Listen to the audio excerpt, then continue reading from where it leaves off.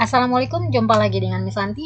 Masih bahas soal TOEFL ya, written expression. Sekarang sudah bagian ke-14 ya, dari total 16 bagian dari soal-soal written expression.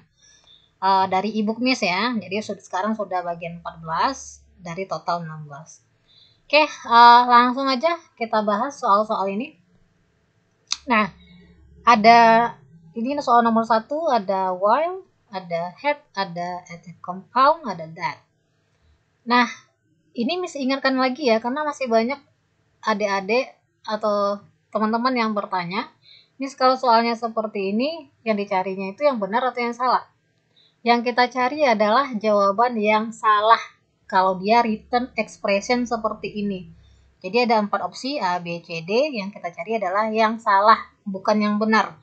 Berarti 3 opsi benar, 1 opsi salah. Yang kita cari yang salah itu. Ya, mudah-mudahan adik-adik tidak ada lagi yang bertanya ya, gitu. Mudah-mudahan paham semuanya, tidak ada lagi yang ragu-ragu. Nah, oke, langsung aja kita cari jawaban dari soal nomor 1 ini. Ada while. Tepat tidak penggunaan konjungsi while di sini.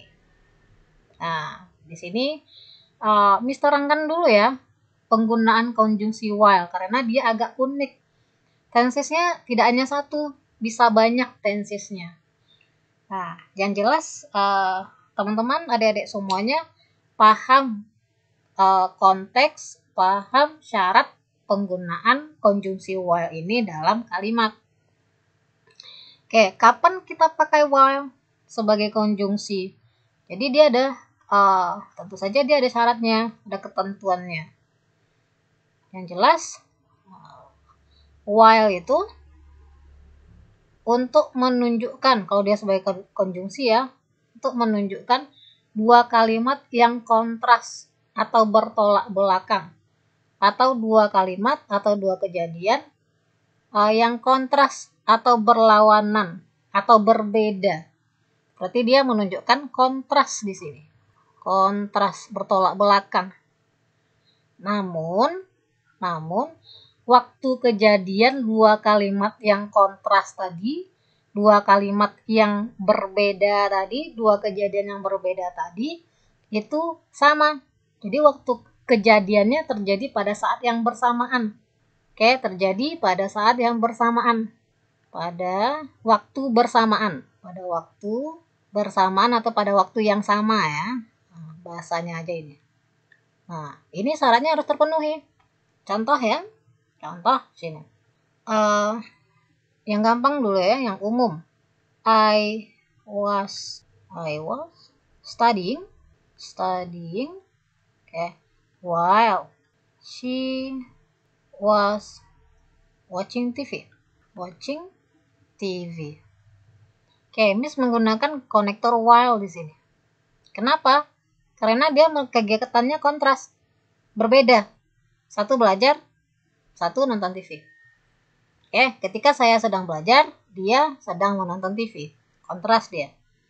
Kemudian terjadi pada waktu yang sama. Ini lagi belajar, ini lagi nonton TV. Sama-sama sedang terjadi dia kegiatannya. Gitu. Terjadi pada waktu yang bersamaan. Tensesnya gimana ini? Ini namanya tensesnya adalah past continuous. To be verb ing. Oke, karena to be-nya lampau ya, berarti dia past continuous. Past continuous. Oke, ini Miss singkat aja ya, jadinya con.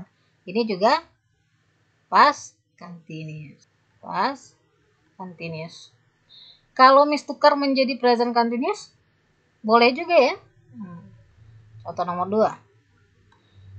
I am studying while she is watching TV. Oke, kan kontras nih, ada yang lagi belajar tapi ada juga yang sedang nonton TV. Ada yang sedang belajar, ada juga yang sedang nonton TV. Waktu kejadiannya sama, bersamaan. Kejadiannya berbeda atau kontras. Oke, jadi tensesnya ya, ini past continuous, ini past continuous juga. Ini present continuous, ini present continuous juga. Nah, nanti ada juga kejadiannya seperti ini. Kalimatnya seperti ini. Bisa lagi di bawah ya. Ke samping. Contoh nomor 3. She often look back while she was driving a car. Nah, di sini Miss menggunakan konektor while juga. Ini while ya. Ini while. Oke. Kenapa? Ini kontras ya kejadiannya. Ketika dia sedang mengendarai mobil, dia sering melihat ke belakang. Kontras dia. Nah, tensisnya kita lihat. Ini look verb 2. Berarti ini past tense ya. Ini past tense. Oke, ini to be verb ing. Ini to be-nya lampau, berarti ini past continuous. Bolehkah seperti ini? Boleh, karena syaratnya sudah terpenuhi. Syarat penggunaan while tadi. Kontras terjadi pada waktu yang sama. Apakah ini terjadi pada waktu yang sama? Iya. Tapi durasinya berbeda. Kapan dia melihat ke belakang? Ketika sedang mengendarai mobil. Jadi melihat ke belakang dengan mengendarai mobil waktunya bersamaan. Tapi durasinya tentu saja berbeda. Tidak mungkin dia terus-terusan melihat ke belakang. Sering melihat ke belakang tapi tidak terus-terusan gitu. Sepanjang dia driving, dia terus saja melihat ke belakang. Tidak seperti itu maknanya. Tapi ketika dia ngelihat ke belakang, dilakukan pada saat bersamaan dengan mengendarai mobil. Nah, itu maksudnya ya. Jadi tensisnya macam-macam. Yang penting dia terjadi pada waktu yang bersamaan. Kemudian kalau Miss bikin jadi ini Miss bikin jadi paskon juga benar ya, nggak ada masalah, maknanya aja nanti yang berbeda. She was looking back while she was driving a car. Boleh aja ya, mungkin dia pesulap ya, magician. Gak ada masalah juga. Kan kegiatannya kontras. Kemudian terjadi pada waktu yang bersamaan. Nah, jadi ketika dia mengendarai mobil, dia sedang melihat ke belakang. Jadi sepanjang dia menjalani mobil, dia ngelihatnya ke belakang, nggak ke depan. Nah, itu maknanya ya. Ya bisa saja ya, mungkin dia magician gitu. Tapi kalau ini dia nggak sepanjang jalan mobil, dia terus-terusan lihat ke belakang. Tapi ketika ngelihat ke belakang, dia sedang mengendarai mobil. Nah, itu dia penggunaan while. Jadi yang penting ininya masuk, syaratnya masuk, kontras dan terjadi pada waktu yang sama. Oke, nah sekarang kita lihat soal nomor 1. Benar tidak penggunaan while di sini? Kita lihat di sini kejadiannya, kontras atau tidak? Ini the global economy. Apa yang dibandingkan di sini?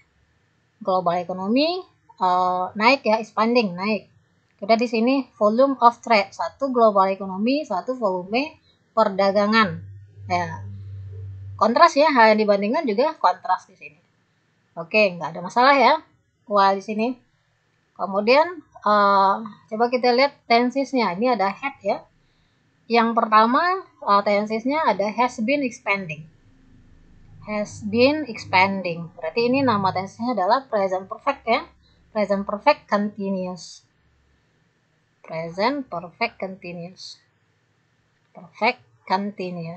Ciri-cirinya apa? Subject, kemudian have atau has, kemudian been verb ing. Been ditambah verb ing ya. Verb ing. Yang kedua itu tensisnya ada had di sini yang digaris. Had been rising. Kalau pakai had been verb ing berarti nama tensisnya adalah past perfect. Ini kita hapus dulu biar ada space ya, nggak terlalu penuh ya. Oke, ini namanya had been rising. Kalau had been rising berarti namanya adalah past perfect continuous. Pakai had ini ya, past perfect continuous. Nah, di sini has been expanding tidak digaris ya, berarti acuan kita ini present perfect continuous. Kalau di sini present perfect continuous, maka tidak cocok di sini jadinya past perfect continuous. Terlalu jauh tensesnya, sementara dia kan terjadi pada waktu yang sama. Maka kalau di sini present perfect, seharusnya di sini juga present perfect continuous, di sini juga present perfect continuous. Maka yang salah di sini adalah B. Seharusnya jadinya ini tunggal ya, the volume of trade tunggal, berarti di sini jadinya has been rising. Has been rising. Kemudian C, at a compound annual rate of about twice that. At a compound ini adalah at a compound annual rate ini adalah rasa yang sering muncul dalam istilah ekonomi ya. Ya tidak ada masalah di sini ya. Kalau kita artikan ya, volume perdagangan telah meningkat. Ini bisa kita artikan dengan laju pertumbuhan tahunan sekitar 2 kali lipat ya, 2 kali lipat dengan laju pertumbuhan tahunan sekitar 2 kali lipat.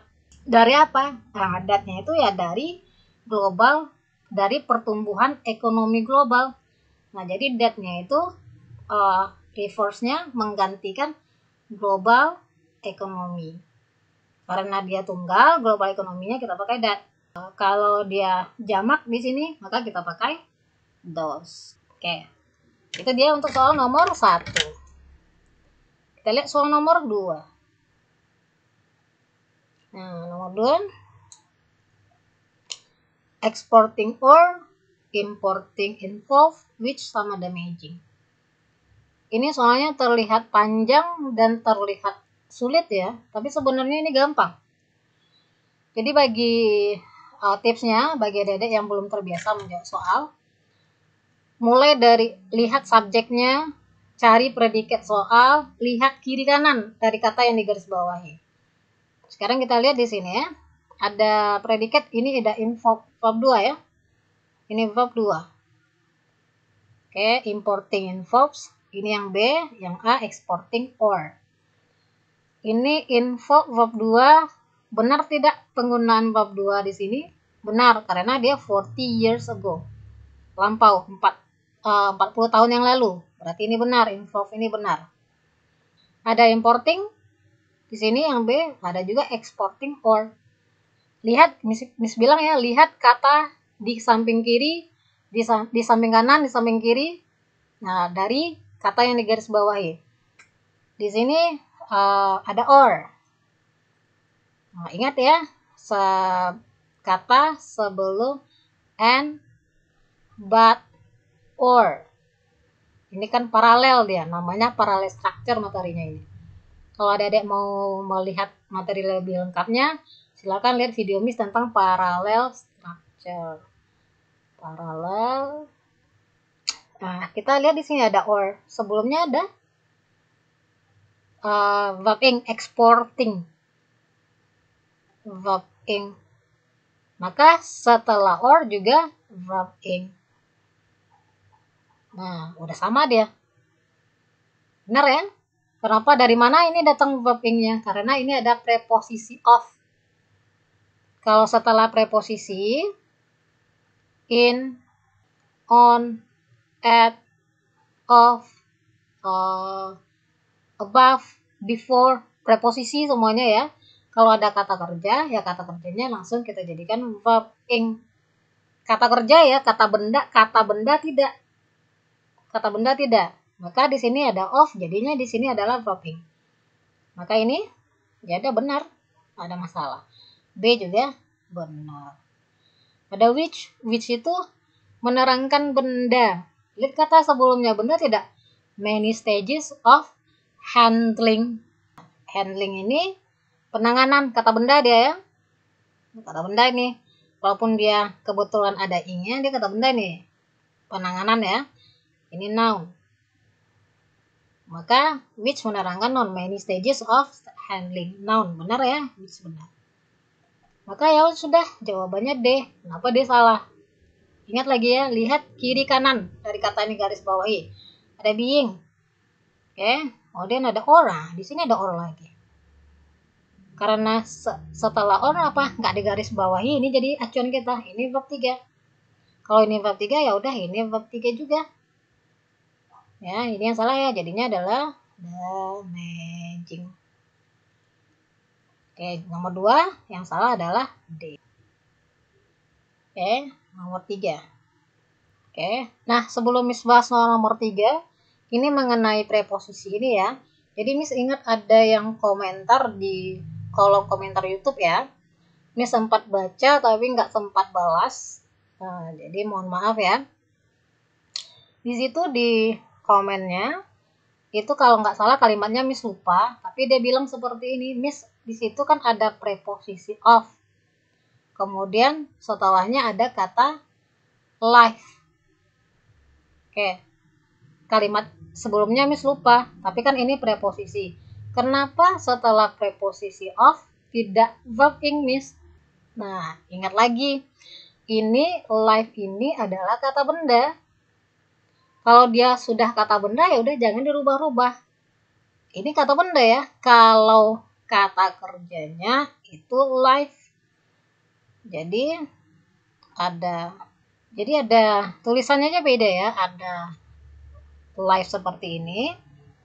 Ada yang life seperti ini. Kalau ini sudah jadi kata benda dia. Kalau ini dia verb.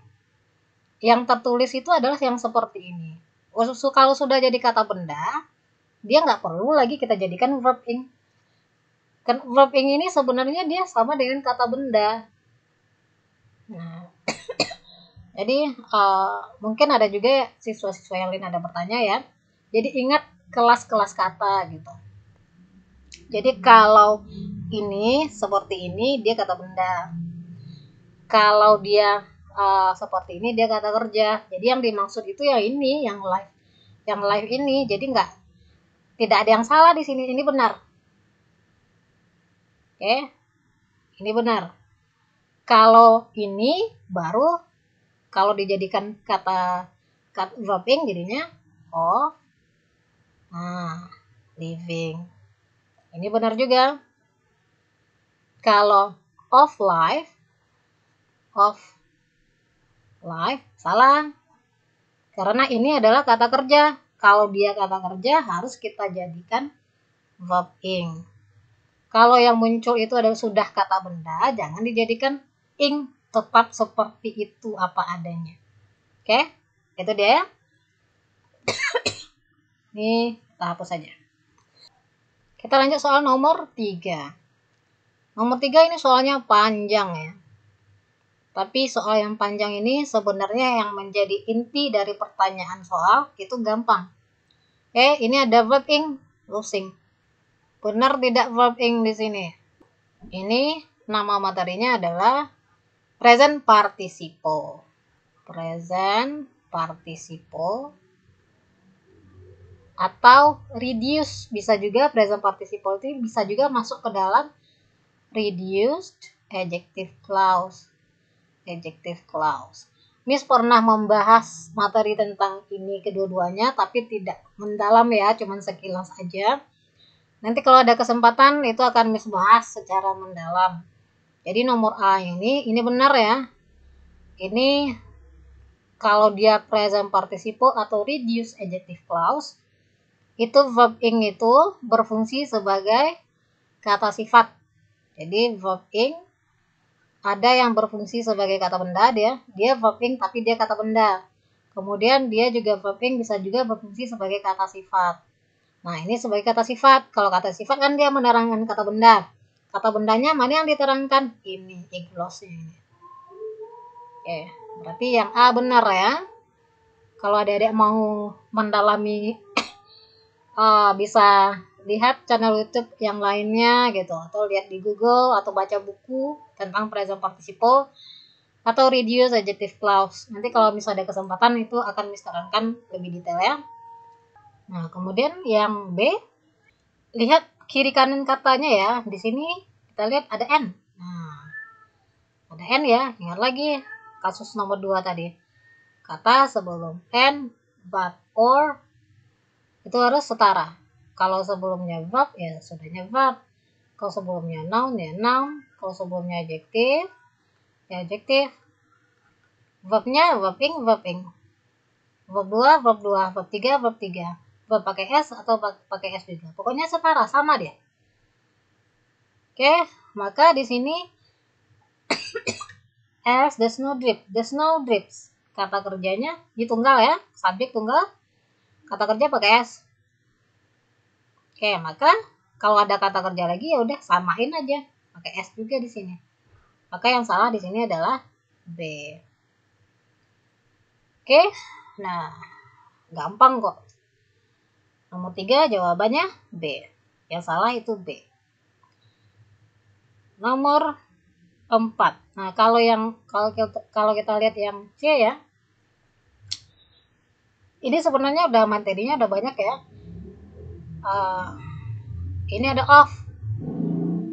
Ini ada off ya. Dari mana datang off-nya? Kenapa benar? Ya, kita lihat di sini. Report off. Ada beberapa laporan tentang apa? Ada beberapa laporan tentang ini ada off. Tentang apa lagi? Dimasukkannya off-nya di sini, nggak ada masalah juga. Dimasukkan off-nya di sini. Tentang apa lagi? Tentang laporan tentang Iglos losing, Iglos yang kehilangan poverty-nya. Laporan tentang apa lagi? Nah, tentang lakes draining into the sea. Oke. Dan nah di sini ada n-nya, dikasihnya n nggak apa-apa juga, ada variasinya di sini. Jadi laporannya ada 3 di sini. 1 yang Iglos losing dari insulating ini. Kemudian tentang apa lagi? Lakes draining into the sea. Kemudian tentang apa lagi? Dan sea ice breaking up early than usual. Ada 3 laporan dia. Ini dia pakai n di sini pakai off, dan nggak masalah di situ ya gitu. Kemudian di sini ada carrying. Nah, ini jadinya kalau dia verbing ada koma, verbing ini jadinya apositif. Ini setelah membahas materi apositif di channel ini ya sudah, silakan adik-adik teman-teman lihat lagi materinya. Yang penting di sini soalnya panjang, materi yang terlibat banyak ya. Present participle ada reduce. Kemudian di sini paralel.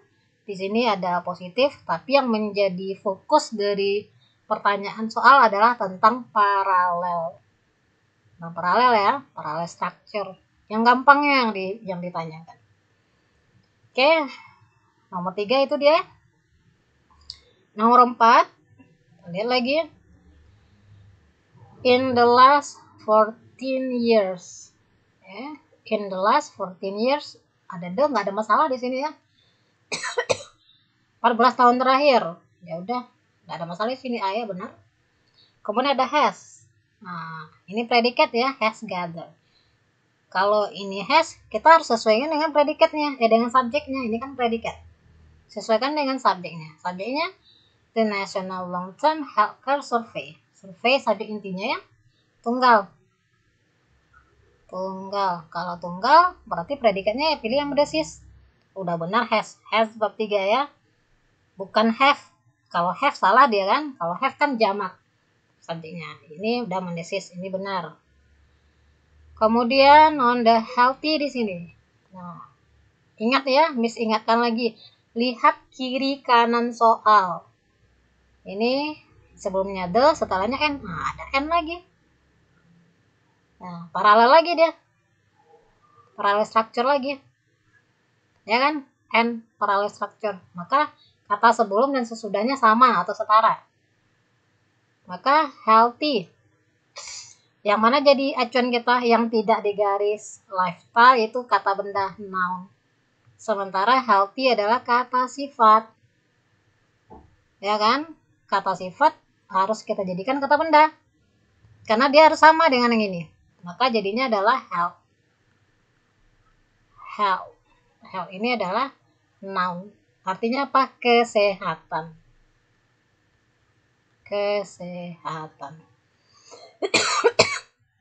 Kalau ini artinya sehat. Berarti yang salah di sini adalah C ya. Harus noun. Dah, dapat kita jawabnya. Nomor 5. On the downside. Ini frasa ya. Sisi buruknya itu artinya. Tidak ada masalah ya. Sisi buruknya, data juga mengungkapkan kegagalan dalam. Nah, itu dia artinya ya. Sisi buruknya, on the downside. Kemudian di sini ada B, help. Noun ya. Noun. Nah, lihat kiri kanan ya. Ini ada that. Sebelumnya ada public, adjective. Adjective. Oke. Nah, ini sudah pernah juga ya Miss bahas. Kalau nama materinya kalau nggak salah itu noun phrase. Oke. Phrase. Jadi kata benda itu diterangkan oleh kata sifat. Udah berkali-kali Miss terangkan ya di video Miss. Beautiful girl. Ini kata benda ya, diterangkan oleh kata sifat. Ini kata benda harus diterangkan oleh kata sifat. Public kata sifat dia ya. Nah, public dia kata sifat.